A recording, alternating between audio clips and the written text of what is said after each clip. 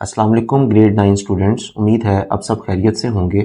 आज हम फिज़िक्स के चैप्टर नंबर 3 डायनामिक्स के न्यूमेरिकल नंबर 3.4 और 3.7 को सॉल्व करेंगे। इससे प्रीवियस हमने 3.1, 3.2 और 3.3 को भी सॉल्व किया था। अगर आपने वो वीडियो नहीं देखी तो डिस्क्रिप्शन बॉक्स में लिंक है, आप वहाँ पे जाके उसको देख सकते हैं। तो चलिए स्टार्ट करते हैं। न्यूमेरिकल नंबर 3.4 की स्टेटमेंट आपके सामने है। 5 gram bullet is fired by a gun. हमें बुलेट का मैस गिवन है। ऐसे करते हैं, हम साथ साथ उस डेटा को थोड़ा सा लिखते भी जाते हैं। हमारे पास मैस ऑफ बुलेट ये गिवन है, इसको लिख लेते हैं एम बी से डिनोट कर लेते हैं, सबस्क्रिप्ट में बी लिख देते हैं ताकि आइडिया हो कि ये हम बुलेट के मैस की बात कर रहे हैं, विच इज़ 5 ग्राम। और हमें the bullet moves with the velocity of 300 meter per second. इसका मतलब हमें बुलेट की वेलोसिटी भी दी हुई है, वेलोसिटी ऑफ बुलेट भी गिवन है, तो हमने उसको भी राइट डाउन कर लिया, which is 300 meter per second. If the mass of the gun is 10 kilogram, मतलब हमें गन का मैस भी गिवन है, तो हमने उसको भी राइट डाउन कर लिया कि गन का मैस कितना है, 10 किलोग्राम है। Then find the recoil speed of the gun. हमें क्या चाहिए, हमें वी जी फाइंड करना है। अब रिकॉइल स्पीड क्या होती है उसको ज़रा पहले अंडरस्टैंड करते हैं कि रिकॉइल किसको बोलते हैं। बेसिकली जब भी बुलेट को गन से फायर किया जाता है तो फायर करने वाला जो पर्सन होगा उसके शोल्डर पर एक जर्क फील होता है, एक झटका महसूस होता है। बेसिकली होता क्यों है, क्योंकि न्यूटन थर्ड लॉ के अकॉर्डिंग बुलेट चूंकि फॉरवर्ड डायरेक्शन में निकल रही होती है, जा रही होती है, तो डेफिनेटली उसका कोई ना कोई रिएक्शन भी होगा जो कि बैकवर्ड डायरेक्शन में होगा, उसके ऑपोजिट डायरेक्शन में होगा। तो उस जो रिएक्शन होता है उसको हम बेसिकली रिकॉइल कहते हैं, जो कि बेसिकली गन की बैकवर्ड स्पीड होती है जो पीछे की तरफ आती है, और हमने इस न्यूमेरिकल में वही चीज़ फाइंड करनी है। तो चलें देखते हैं हम इसमें कौन सा कॉन्सेप्ट यूज़ कर सकते हैं, किस तरह से सॉल्व करेंगे। अगर आपको याद हो तो आपने इस चैप्टर में एक टॉपिक पढ़ा था जिसका नाम था principle of conservation of momentum. हम उसी टॉपिक को दोबारा से ज़रा रिकॉल करते हैं। ये आपके सामने है। इसमें आपने एक सिनेरियो देखा था जिसमें दो बॉल्स थी और दोनों की वेलोसिटीज़ डिफरेंट थी, उनके मैसेज डिफरेंट थे, और हमने उसके बाद देखा था कि जो भी इनिशियल मोमेंटम, मतलब सिस्टम का बिफोर कोलिजन जो मोमेंटम था, जब बॉल आपस में टकराई नहीं थी तब उसका मोमेंटम, और आफ्टर कोलिजन उसका मोमेंटम जो है वो इक्वल था, और इसी को हमने law of conservation of momentum बोला था। तो सेम हम यहाँ पे कॉन्सेप्ट यूज़ करेंगे। इसी से रिलेटेड आपकी एक इसमें एग्जाम्पल भी थी, अगर आप थोड़ा सा देखें उसको, example number 4.5। By the way ये वेरी इंपॉर्टेंट है, ये पेपर में आ सकती है, तो अगर आपने ये नहीं की तो मैं आपको सजेस्ट करूंगा कि आप इसको लाजमी तौर पे कर लें ताकि एग्जाम में आप अच्छे तरीके से परफॉर्म कर सकें। तो अपने न्यूमेरिकल पे वापस आते हैं कि हम इसको कैसे सॉल्व करेंगे। न्यूमेरिकल पे अगर हम आएँ तो यहाँ पर भी हमारे पास दो सिनेरियोज बनेंगे। एक सिनेरियो बनेगा बिफोर फायरिंग द बुलेट, हम उसको लिख लेते हैं। एक सिनेरियो हमारा बनेगा बिफोर फायरिंग द बुलेट, और डेफिनेटली दूसरा सिनेरियो क्या बनेगा, आफ्टर फायरिंग द बुलेट। अब जरा थोड़ा सा इसको अंडरस्टैंड करो। देखो, जब हमने बुलेट को फायर नहीं किया था तो तब उस टाइम पे बुलेट की वेलोसिटी भी जीरो थी, तो डेफिनेटली बुलेट का मोमेंटम भी जीरो होगा, क्योंकि आपने पढ़ा होगा कि मोमेंटम किसके इक्वल होता है। मोमेंटम का सिंपल सा जो फार्मूला होता है वो होता है P is equals to M V. तो डेफिनेटली अगर बुलेट की वेलोसिटी जीरो थी तो मोमेंटम, टोटल मोमेंटम भी कितना होगा, जीरो। सेम इसी तरह से चूंकि हमने भी बुलेट को फायर नहीं किया तो डेफिनेटली गन में भी कोई रिकॉइल नहीं होगा, तो इसका मतलब है कि गन का अगर हम मोमेंटम कैलकुलेट करेंगे तो डेफिनेटली उसकी भी चूंकि वेलोसिटी जीरो थी, कोई रिकॉइल नहीं था, तो उसका मोमेंटम भी क्या आएगा, जीरो। सो दैट मीन्स के बुलेट को फायर करने से पहले हमारे सिस्टम का टोटल मोमेंटम कितना था, जीरो था। तो ज़रा इसी चीज़ को हम यहाँ पे राइट डाउन कर लेते हैं। जब दो लाइनों में हम उसको लिख देंगे, before firing the bullet velocity of both bullet and gun was zero, so total momentum of system would be zero before firing the bullet. So इसका मतलब है कि हमने जब तक बुलेट को फायर नहीं किया था तो सिस्टम का टोटल मोमेंटम तो डेफिनेटली जीरो था। तो अब जरा देखते हैं जब बुलेट को फायर कर दिया तो उसके बाद सिस्टम का टोटल मोमेंटम क्या होगा। तो हम इसको छोटी सी एक हेडिंग इसकी बना लेते हैं, आफ्टर फायरिंग द बुलेट। कि बुलेट को फायर करने के बाद अब देखें बुलेट जब फायर हुई तो उसमें जो बुलेट थी उसकी भी वेलोसिटी थी डेफिनेटली, वो हमने अभी ऊपर थोड़ी देर पहले लिखा भी है, उसको हमने शो किया है वी बी के साथ। बुलेट का मैस भी था, तो डेफिनेटली बुलेट का मोमेंटम कितना होगा, M B into V B. और इसी तरह से चूंकि गन का मैस भी हमें दिया हुआ है विच इज़ एम जी, और इसी तरह से गन की रिकॉयल स्पीड यानी गन की वेलोसिटी भी वी जी गिवन है, तो डेफिनेटली उसमें रिकॉयल भी आएगा। तो इसका मतलब है गन का जो मोमेंटम होगा वो हो जाएगा M G into V G. दोनों को ऐड कर देंगे तो हमारे पास टोटल सिस्टम का मोमेंटम आ जाएगा आफ्टर फायरिंग द बुलेट। तो अब हम यूज करते हैं law of conservation of momentum को, जो ये स्टेट करता था कि मोमेंटम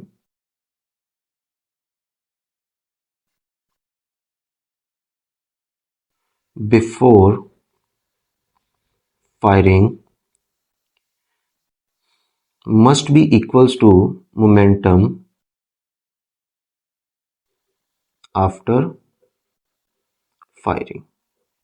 सो इसी कॉन्सेप्ट को लेके चलते हैं। देखिए हमने अभी थोड़ी देर पहले कहा था कि जब हमने बुलेट को अभी तक फायर नहीं किया था उस टाइम पर सिस्टम का टोटल मोमेंटम कितना था, जीरो था। तो डेफिनेटली फायर करने से पहले सिस्टम का मोमेंटम कितना है, जीरो, और फायर करने के बाद कितना है, ये हमने ऊपर लिखा हुआ है M B V B plus M G V G. ठीक है, तो अब इनमें जस्ट वैल्यूज को पुट करना है तो कर देते हैं। Zero is equal to M B की वैल्यू हमारे पास क्या है, मैस ऑफ द बुलेट कितना है, 5 ग्राम। अब जरा थोड़ा सा गौर करें, हमारे पास बुलेट का मैस उसने ग्राम में दिया हुआ है और गन का मैस किस में है, किलोग्राम में। तो डेफिनेटली हमें पहले इसको सिस्टम इंटरनेशनल यूनिट्स में लिखना पड़ेगा, जो इसके बेस यूनिट्स होते हैं उसमें, विच इज़ किलोग्राम। तो आपने याद रखना है कि जब भी आप किसी भी यूनिट को जो स्मॉलर यूनिट है उसमें आप कन्वर्ट करके उसको किसी ग्रेटर यूनिट में लेके जाओगे तो आपने हमेशा डिवाइड करना है, और अगर आप किसी बड़े यूनिट से ग्रेटर यूनिट से स्मॉलर यूनिट की तरफ आएंगे तो आप हमेशा उसको मल्टीप्लाई करें। आप किससे डिवाइड करेंगे किससे मल्टीप्लाई करेंगे वो देख लेते हैं। आपको पता है कि जो 1 किलोग्राम होता है उसमें कितने ग्राम होते हैं, डेफिनेटली 1000 ग्राम का 1 किलोग्राम होता है। तो इसका मतलब है हम इसको 1000 से मल्टीप्लाई या डिवाइड कर रहे होंगे। अगेन ज़रा उसको देखें, यहाँ पे हमारे पास स्मॉलर यूनिट है, छोटा यूनिट है जी ग्राम, हम इसको बड़े यूनिट की तरफ लेके जा रहे हैं तो डेफिनेटली मैं इसको 1000 से डिवाइड करूंगा तो ये क्या बन जाएगा, किलोग्राम बन जाएगा। तो हमारे पास इसकी वैल्यू आएगी, इसको सॉल्व कर लेते हैं, 5 डिवाइडेड बाय 1000, ये हमारे पास आ गया 0.005 0.005 किलोग्राम। ठीक है, तो हमने इसको किलोग्राम में कन्वर्ट कर लिया। अब आते हैं वापस इसको वैल्यूज को पुट कर देते हैं और देखते हैं हमारा आंसर क्या आ रहा है। मैस ऑफ बुलेट कितना है, अभी हमने जो उसको कन्वर्ट किया 0.005। वेलोसिटी बुलेट की कितनी थी, वेलोसिटी हमारे पास थी, उसकी स्पीड थी 300 मीटर पर सेकेंड, तो उसको भी लिख देते हैं, इसको 300 से मल्टीप्लाई कर दो। फिर plus mass of the gun कितना है, 10 किलोग्राम है, तो हम 10 किलोग्राम लिख देते हैं यहाँ पे। और इसी तरह से हमें रिकॉयल स्पीड यानी वी जी हमें फाइंड करना है, देख लेते हैं। अब इसको सॉल्व करेंगे, 0 इज इक्वल्स टू, अगर मैं 0.005 को मल्टीप्लाई करता हूँ 300 के साथ तो मेरे पास आएगा 1.5, ये आ गया 1.5 प्लस 10 वी जी। ठीक है, हमें क्या चाहिए, हमें वैल्यू चाहिए वी जी की, तो डेफिनेटली ये 1.5 इक्वल की दूसरी साइड पे चला जाएगा तो ये हो जाएगा -1.5 is equal to 10 V G. ठीक है, अब क्या करेंगे, हमें वी जी चाहिए तो 10 इधर आके डिवाइड हो जाएगा, तो 1.5 को हम डिवाइड कर देंगे 10 के साथ। ठीक है, तो एक तो इसको डिवाइड करते हैं और देखते हैं कि हमारा आंसर क्या आ रहा है। 1.5 को अगर मैं 10 से डिवाइड करूं तो मेरे पास जो आंसर आता है वो है 0.15। सो हमारे पास वी जी की वैल्यू आ गई -0.15 मीटर पर सेकेंड। अब यहाँ पर आप देखेंगे कि आपके पास एक नेगेटिव साइन आ रहा है, तो डेफिनेटली हमें यह बताना पड़ेगा कि नेगेटिव साइन क्या इंडिकेट कर रहा है। तो हम इसको ज़रा देखते हैं कि ये हमें क्या बता रहा है। सिनेरियो को ज़रा दोबारा से देखते हैं। जब बुलेट को फायर किया गया किसी गन से, तो गन के बैरल से बुलेट निकल के एक डायरेक्शन में चली गई, और जो गन में रिकॉइल आएगा डेफिनेटली वो उसके ऑपोजिट डायरेक्शन में आएगा। तो बेसिकली ये जो नेगेटिव साइन है ये हमें बता रहा है कि जो गन है वो ऑपोजिट डायरेक्शन में मूव करेगी। तो हम इसको लिख देते हैं, this negative sign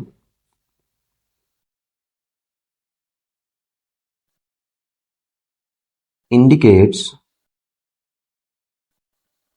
that the direction of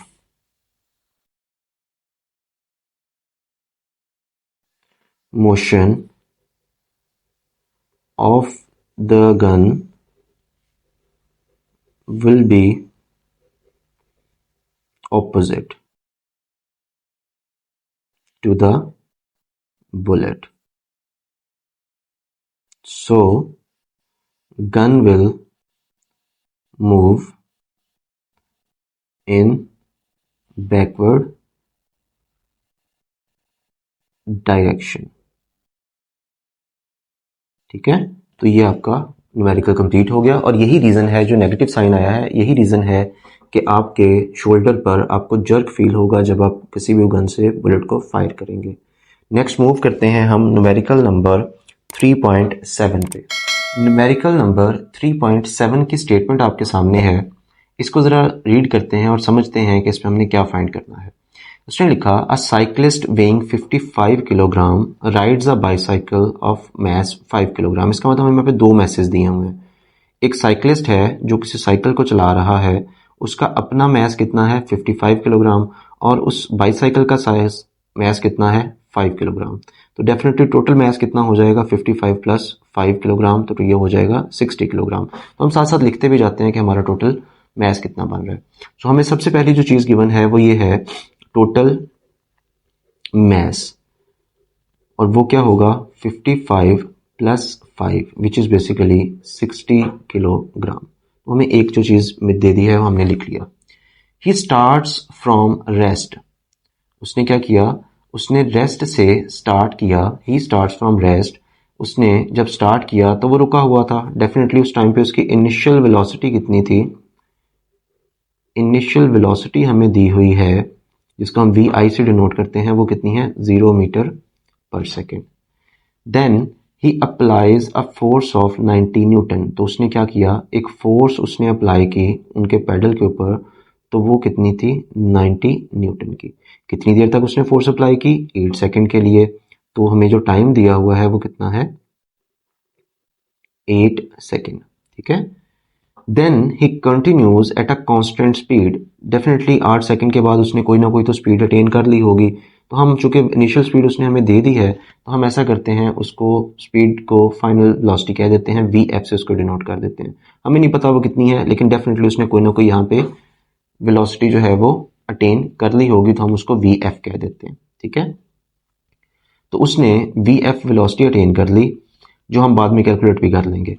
and और उसी स्पीड के साथ उसने मजीद 8 सेकेंड मूव करना जारी रखा। तो इसका मतलब है हमें अगेन उसने टाइम दिया हुआ है विच इज़ अगेन 8 सेकेंड। हमने कैलकुलेट क्या करना है, calculate the total distance travelled by the cyclist. तो हमें क्या फाइंड करना है, हमें उसका टोटल डिस्टेंस चाहिए। ठीक है, ये हमने कैलकुलेट करना है, और आपको पता है डिस्टेंस को ऐसे शो करते हैं। अब जरा इसको थोड़ा सा अंडरस्टैंड करते हैं।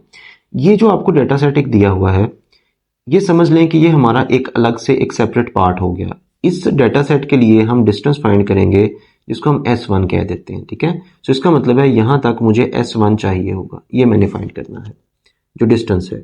फिर उसके बाद अगर मैं यहाँ से मूव करूँ ये VFT और जो डिस्टेंस है, तो इसके लिए भी मुझे कोई ना कोई डिस्टेंस चाहिए होगा, डेफिनेटली वो S2 होगा। तो ऐसा करते हैं, पहले इस सिनेरियो को अच्छे से ज़रा समझते हैं और फिर इसको आगे सॉल्व करते हैं। ठीक है, आप अगर देखें इसको एक डायग्राम से समझने की ट्राई करते हैं।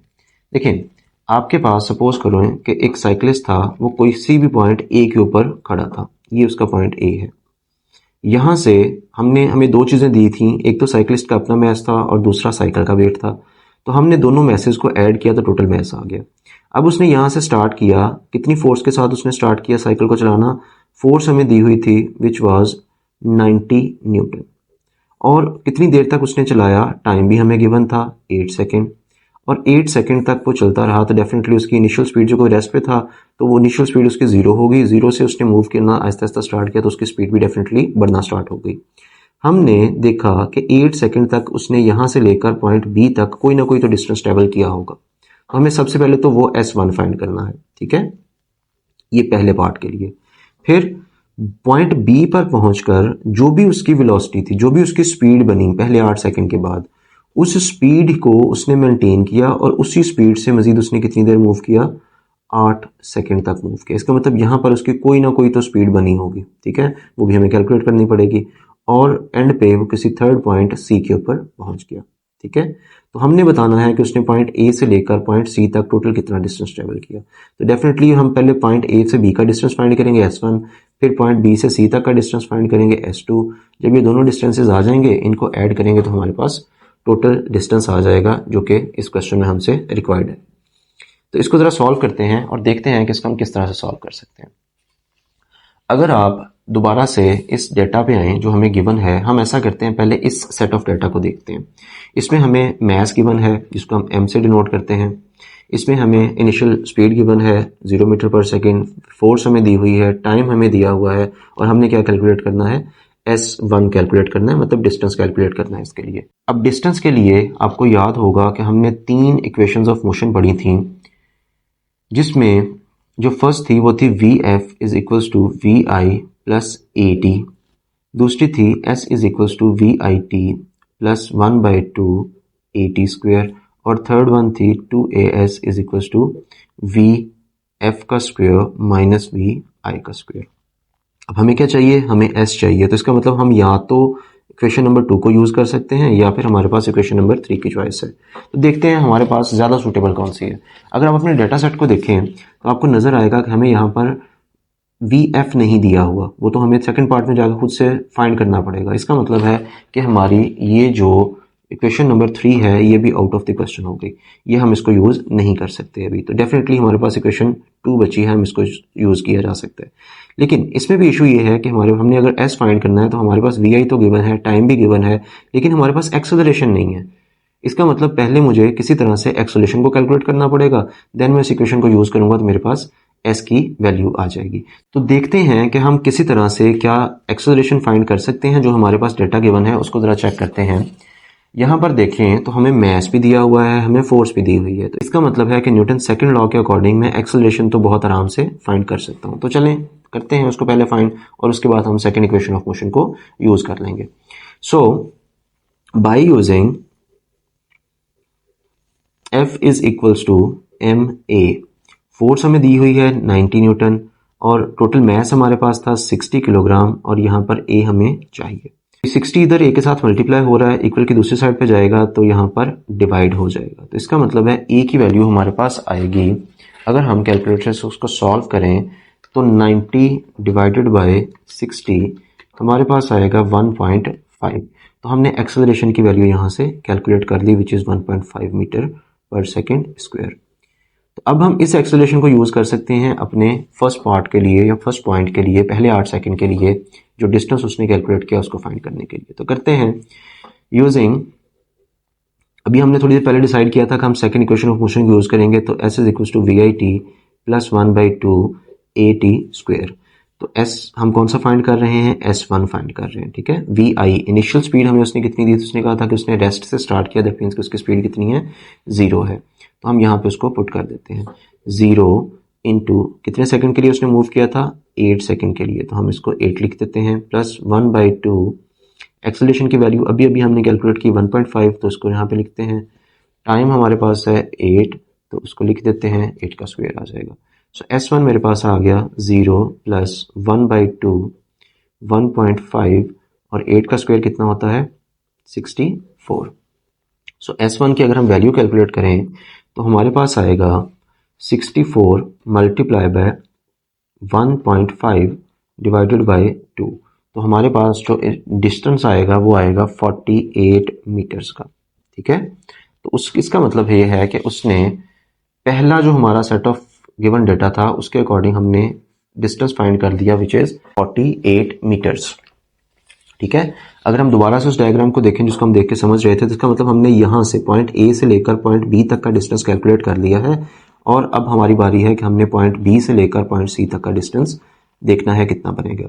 लेकिन अगर आप थोड़ा सा दोबारा से रिकॉल करें उसकी स्टेटमेंट को न्यूमेरिकल की, तो हम देखेंगे कि उसने कहा था कि पॉइंट बी पर जो उसकी स्पीड थी उसने उसी स्पीड से कांस्टेंट स्पीड से मूव करना जारी रखा 8 सेकंड के लिए। इसका मतलब है कि यहाँ पर आकर जो उसकी स्पीड थी पॉइंट बी के ऊपर, मुझे तो वो पता ही नहीं है, तो दैट मीन्स कि पहले मैं उस स्पीड को फाइंड करूंगा जिसको हम फाइनल स्पीड कह देते हैं, जो कि आपने पहले भी आप लिखा था हमने डाटा यहाँ पे, तो हमने उसको फाइनल स्पीड कहा था जो हमें चाहिए। ठीक है, तो इसका मतलब है कि पहले हम उस फाइनल स्पीड को फाइंड करेंगे जो कि पॉइंट बी के ऊपर उसकी बनेगी। तो देखते हैं हम उसको कैसे फाइंड कर सकते हैं। ठीक है, अब अगर आप देखें तो हमने प्रीवियस पार्ट में क्या किया है, हमने एक्सेलरेशन की तो वैल्यू निकाल ली थी, तो हम उसी को यूज कर लेते हैं बाय यूजिंग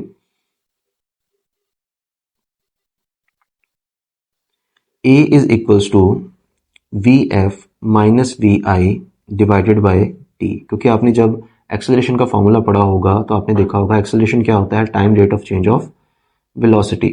तो हमने यहाँ पर लिख लिया एक्सेलरेशन की वैल्यू अभी हमने थोड़ी देर पहले कैलकुलेट की है विच इज़ 1.5।